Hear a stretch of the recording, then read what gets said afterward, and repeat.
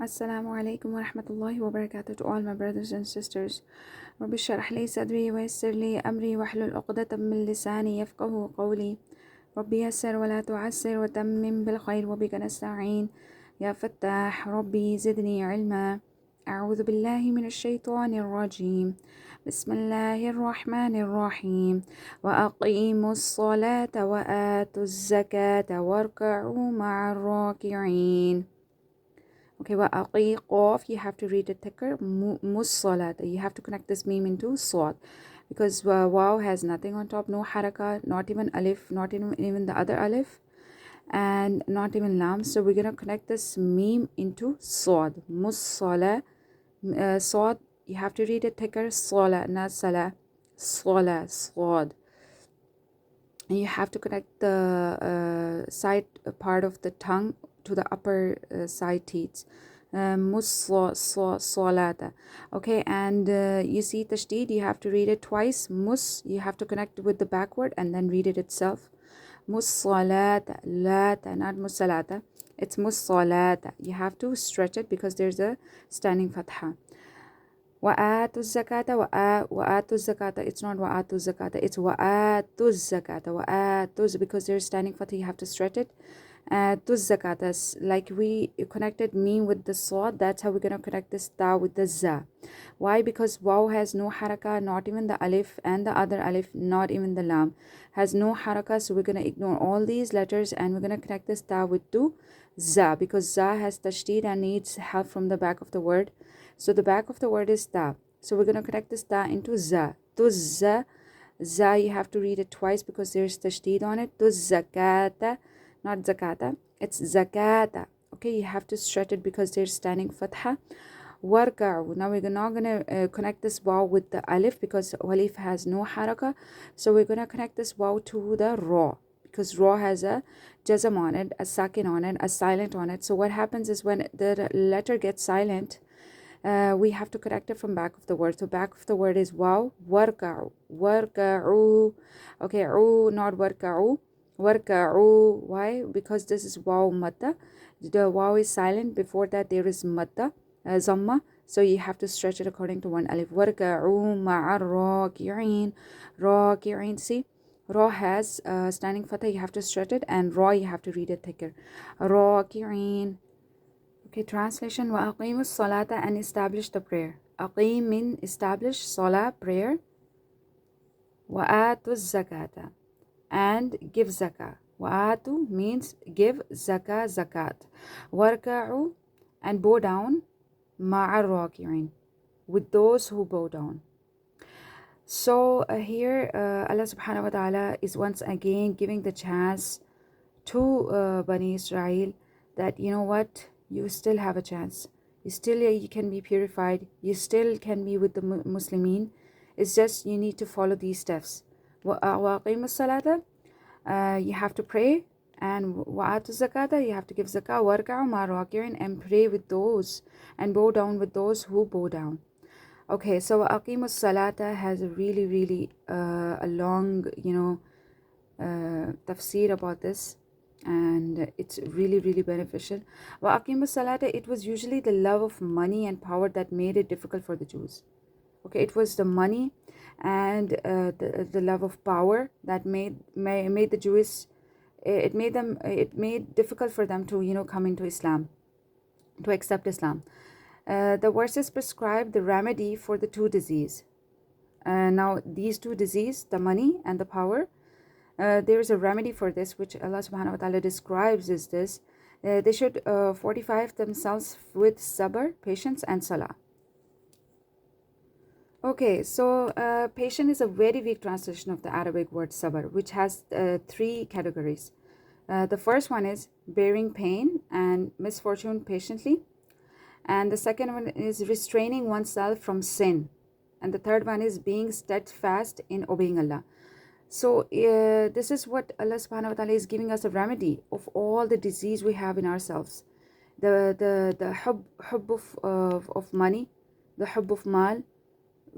This is what Allah subhanahu wa ta'ala is saying, that, if you want to get purified from this, do this.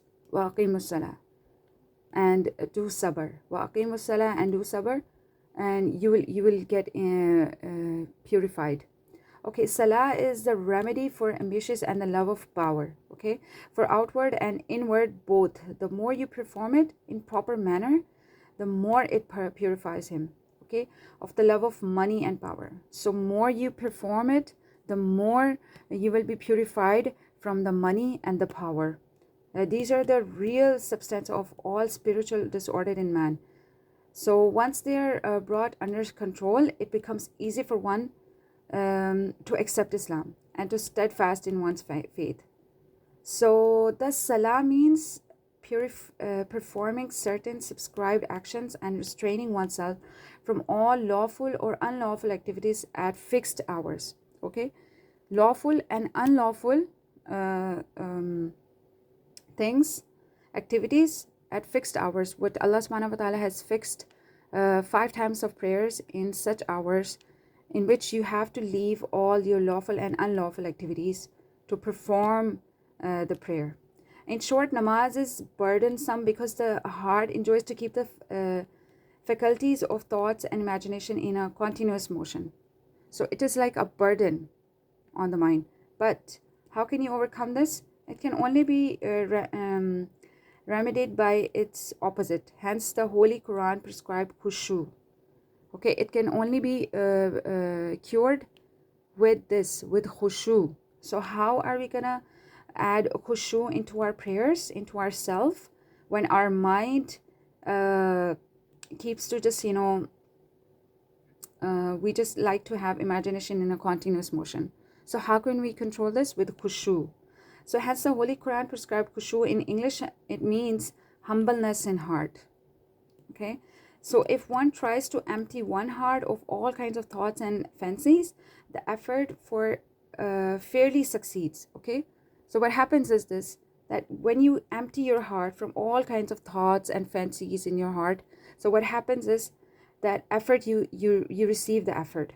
Okay, and you succeed in making your heart to just, or your thoughts to just oneself, to just one thought, means to just perform salah and just think about that Allah subhanahu wa ta'ala is standing in front of you, and you just keeping your mind that you have to die and you have to go back to him, and on the day of judgment you have to stand in front of him.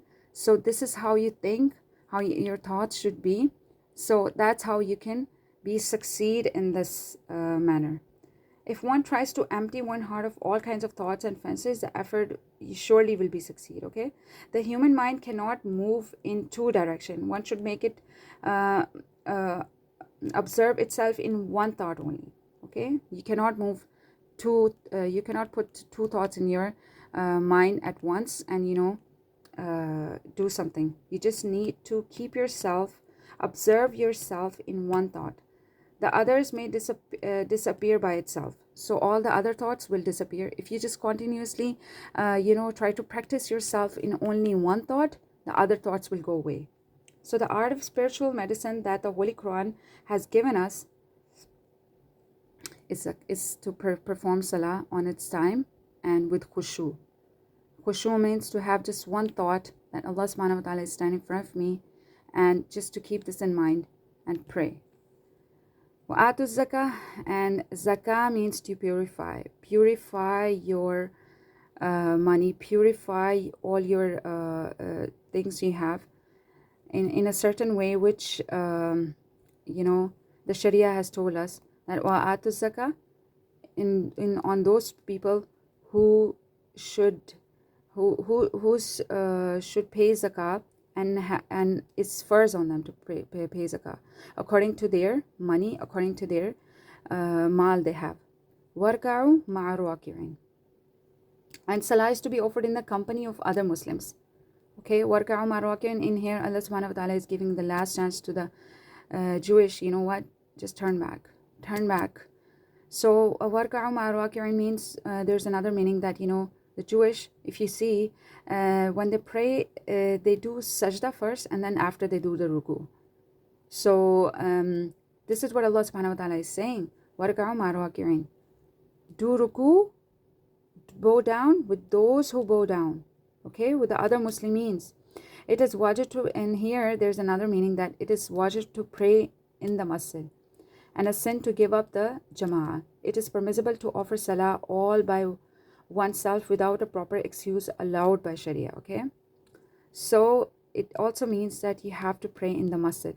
Hadith reported from the blessed companion Abu Huraira by Imam Muslim rahmatullah alayhi, a companion who was blind, asked the Holy Prophet ﷺ for the permission to offer salah in his house, though there was no one to take him to the mosque and to bring him back. The Holy Prophet ﷺ allowed him to do so, but as he was leaving, asked him if he could hear the call for the prayers in his house. So he said that he could. The Holy Prophet ﷺ remarked, in that case, you must come to the mosque. So, you can see how important this hadith is, showing that even if the person was blind, but the Prophet ﷺ said, still, if you hear the azan in your house, go to the mosque and pray over there. So how important it is for the rijal of the Muslimin to pray in the mosque. May Allah subhanahu wa ta'ala accept our qiyam, our siyam, our zakat, and make us the way Allah subhanahu wa ta'ala is saying to us, wa Aqeemo salah. May Allah subhanahu wa ta'ala make us like this, in the manners of the way He's teaching us over here to pray. May Allah subhanahu wa ta'ala make our salah like this. May Allah subhanahu wa ta'ala give us tawfiq to pray the way He wants us to be, and give zakah the way He wants us to be. And may we do ruku with the raki'in, and may all the Muslimin get the chance to pray 5 times in the masjid and finish their laziness which shaitan is putting in them. And may we approach the masjids near us and pray over there. Jazakallah khair. Assalamu alaikum wa rahmatullahi wa barakatuh.